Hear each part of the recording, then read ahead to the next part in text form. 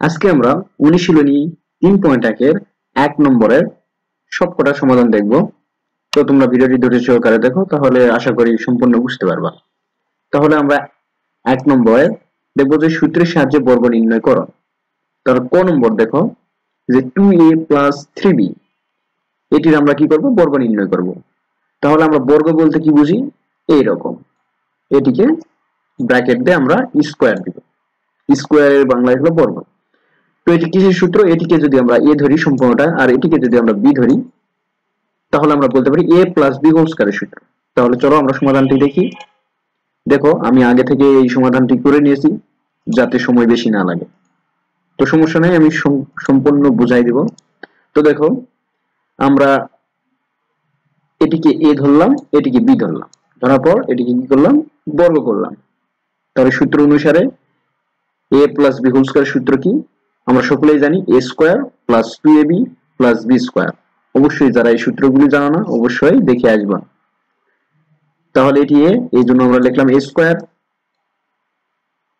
2 সূত্রের 2, a কোনটা, a এটা, এজন্য 2a, আর এটা হলো b, 2ab + b স্কয়ার। তো তারপর লাইনে দেখো 2 এর উপর স্কয়ার করলে 4 হয়, আর a এর উপর স্কয়ার হলে a হয়। আর এখানে 2 এর সাথে 2 গুণ হলে 4, এই 4 এর সাথে 3 গুণ হলে 12। তো টোটাল আমরা যদি এই সবকটা গুণ করে দেই তাহলে হয় 12ab। আর এখানে 3 এর উপর স্কয়ার করলে 9, আর b এর উপর স্কয়ার করলে b স্কয়ার। অতএব আমাদের এটি অ্যানসার। আশা করি বুঝতে পারছো। তো এখন আমরা দেখব খ নম্বরের সমাধান। তো খ নম্বরে বলা আছে x স্কয়ার + 2y স্কয়ার।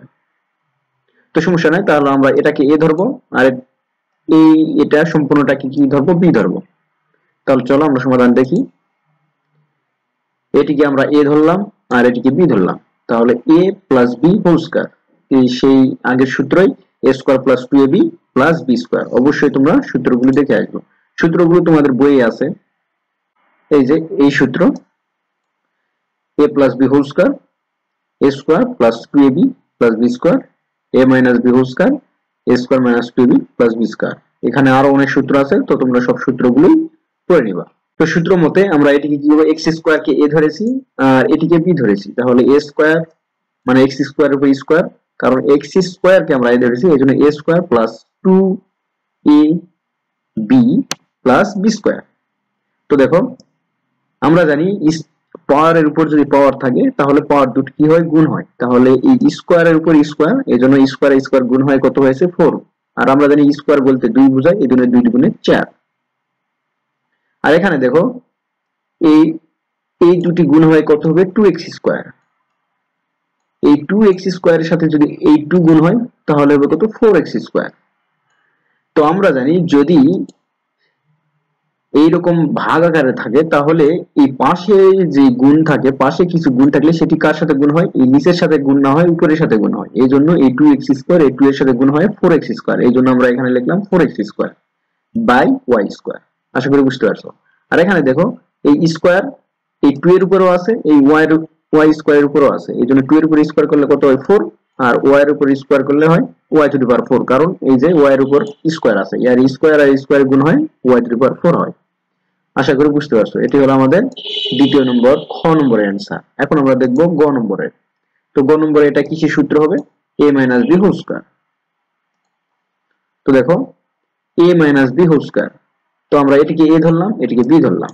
তাহলে a - b হোল স্কয়ার, তাহলে a square - 2ab + b square.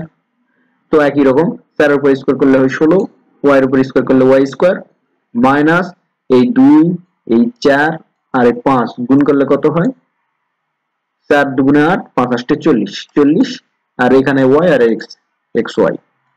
আর এখানে 5 এর উপর স্কয়ার করলে হয় 25, আর x এর উপর স্কয়ার করলে x স্কয়ার। তো এটি আমাদের অ্যানসার।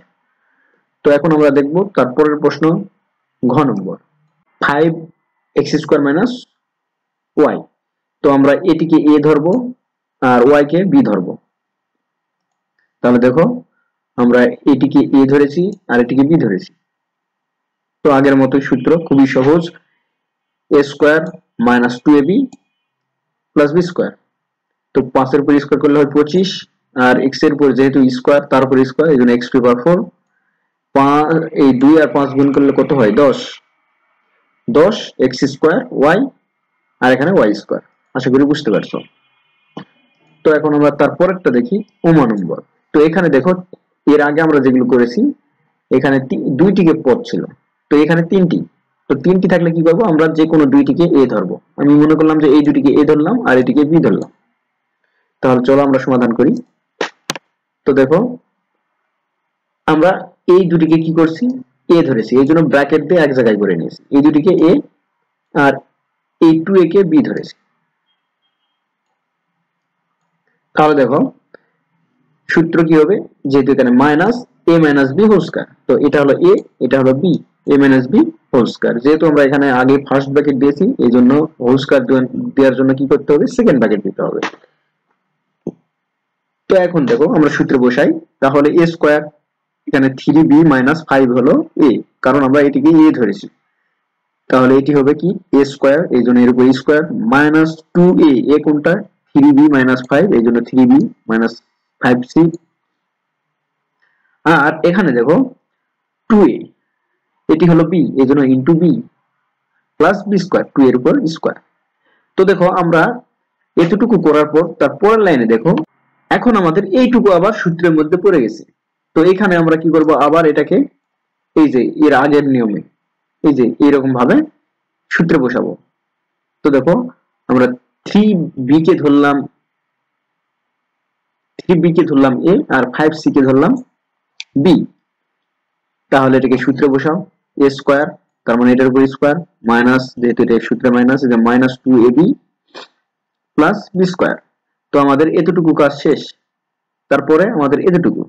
তো এখানে দেখো মাইনাস 12ab, কিভাবে হলো 12ab, দেখো এখানে সব কটা গুণ আছে, 2 এর সাথে গুণ আছে 3b মাইনাস 5c, এবং তার সাথে গুণ আছে 2a। তো যদি এরকম থাকে তাহলে আমরা পিছনেরটা আগে এইটার সাথে গুণ করে নিব সামনেরটার সাথে। এই 2 এর সাথে 2a গুণ করলে হয় কত, 4a। এই 4 এর সাথে প্রথমে গুণ করব 3b, তারপর গুণ করব 5c। তো 4 এর সাথে 3b গুণ করলে কত হয়, 3 4 12 ab। তো দেখো এখানে মাইনাস হওয়ার কারণ হলো এই যে সামনে মাইনাস, আর এই 3b এর সামনে কত কিছু না থাকলে থাকে প্লাস, এই জন্য প্লাস মাইনাসে মাইনাস 12ab। তো এই 4 এর সাথে আবার এই 5c এর গুণ হলে কত হবে, দেখো এই সামনে মাইনাস আর এখানে প্লাস, মাইনাসে সরি, এর সামনে মাইনাস, এর সামনে মাইনাস, এই যে মাইনাস মাইনাসে প্লাস, এই যে প্লাস। যেহেতু আমরা এই 2 আর এটা গুণ করেছিলাম কত হয়েছিল 4 এ, এই 4 এর সাথে 5c গুণ করলে হয় 4 আর 5 গুণ করলে হয় 20, আর a আর c গুণ করলে ac হয়, এই জন্য ac। আশা করি বুঝতে পারছো।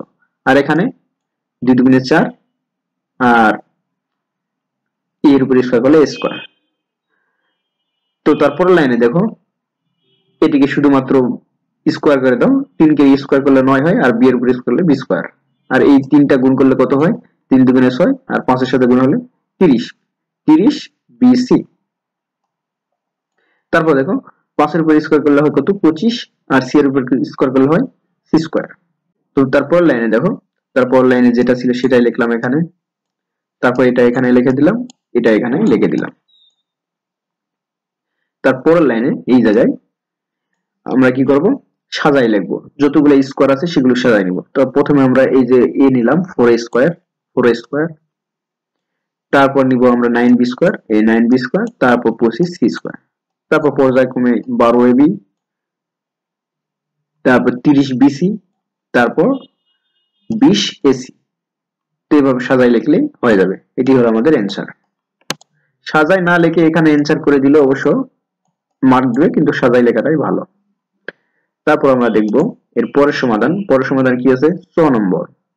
তো 6 নম্বরে ঠিক এটার মতো আমরা এই প্রথমে এই দুটাকে ধরবো a, আর এটিকে ধরবো b।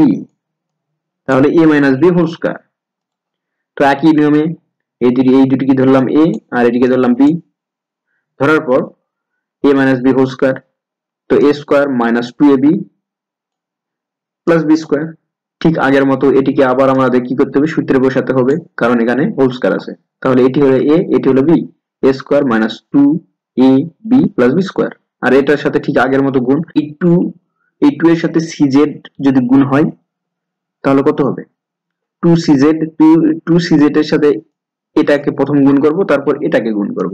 তো টু সি জেড এর সাথে যদি আমরা এটাকে গুণ করি তাহলে কত হবে, টু এ সি, কারণ এই যে এ আছে সি আছে, এক্স আর জেড, আর এখানে মাইনাস হওয়ার কারণ এই মাইনাস আর এই সামনে প্লাস, প্লাস মাইনাসের মাইনাস।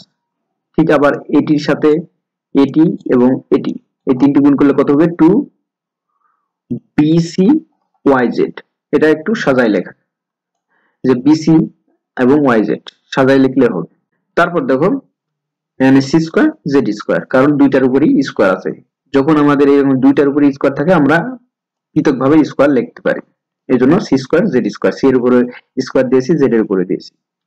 তো পরের লাইনে আমরা একটু সাজাই নিয়েছি, যে দেখো এইটুকুকে যেহেতু সূত্রে বসাইছি এটাকে একটু ভেঙে নেই, যে এ স্কোয়ার এক্স স্কোয়ার, তারপর এইটা গুণ করলে কত হবে, two a b x y, এই যে এ বি এক্স ওয়াই আর বি স্কোয়ার ওয়াই স্কোয়ার। তারপর আগে যেরকম ছিল সেরকম এখানে লিখে নিলাম, লিখে নেওয়ার পর এখানে সাজাই নাও, যেগুলো স্কোয়ার সেগুলো আগে নাও। তো এ স্কোয়ার এক্স স্কোয়ার, এই যে b square y square, c square z square, এই তিনটা আগে নিলাম।